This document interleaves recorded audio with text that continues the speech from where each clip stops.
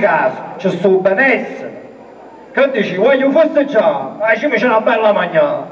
C'è sta la crisi e questo ci è rimasto, un mangiato.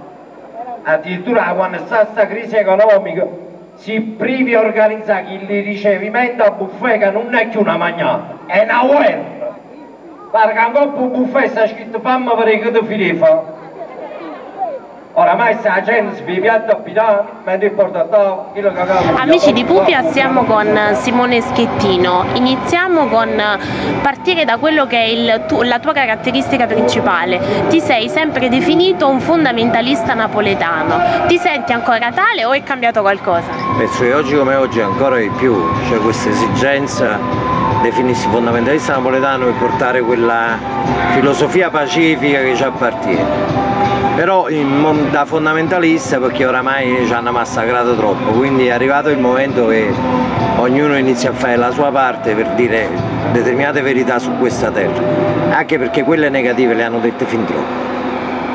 Nel tuo ultimo spettacolo sei passato appunto dal classico monologo che conducevi da solo ad uno spettacolo molto più corale. Com'è stata questa esperienza? È andata perfettamente, anche perché ho avuto persone sul palco bravissime e poi comunque ho evitato di macire sull'incoppolato, perché c'è questo fatto, a parte il sudore sotto i faretti, è qualcosa di impossibile. Ultimamente poi ho cominciato oramai a fare a febbraio, che non il Senegal ogni tanto mi chiamano e dice vieni da noi che si sta fresco, e quindi mi muovevo di meno, stanno sbattuto un po' pure loro, ce la facevo più da solo, anche se poi d'estate sono tornato da solo, e la cosa straordinaria è che ogni volta che poi perdo questi liquidi in modo incredibile, il giorno dopo un coppa a bilancio pesano 1 chilo e mese e più.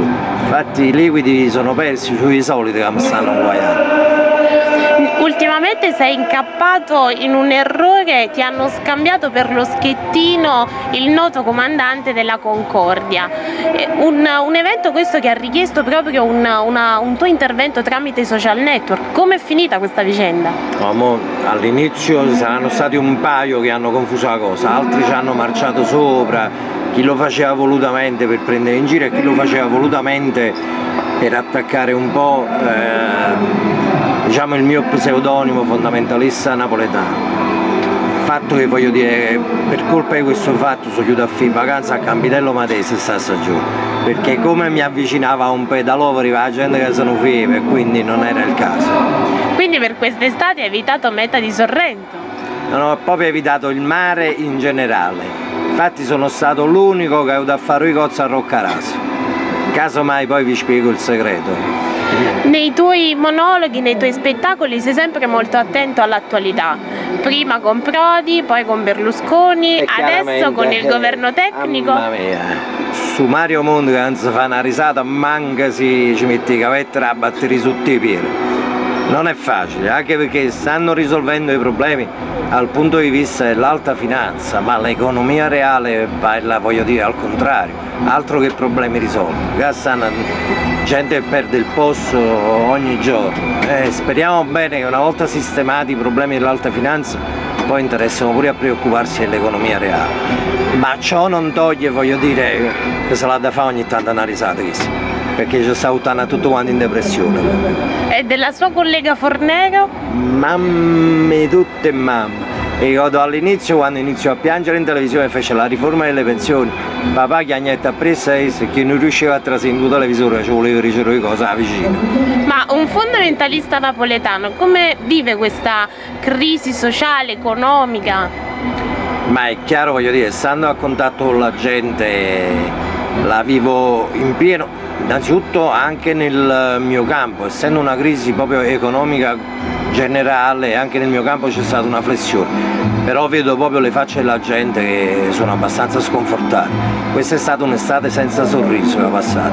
L'autunno dicono che sarà caldo, a parte il clima che si sta schiattando, spero almeno che per l'inverno o inizio 2013 possa tornare un po' di sereno, perché veramente la gente ha perso il sorriso. A parte che ho visto pochissima gente abbronzata questa stagione. quindi tutto sto calore e sto sole significa che veramente pochi sono andati in vacanze a mare.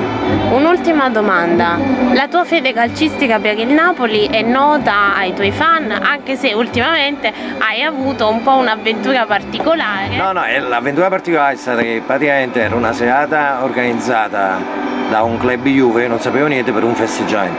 È chiaro, voglio dire, che come posso io mai festeggiare, ma mi sembra un fatto normalissimo, cioè valeva anche il contrario. Immagino se per un festeggiamento del club Napoli avessero chiamato un tifosissimo della Juve, non ha senso. Per questo, voglio dire, ho declinato l'invito molto gentilmente.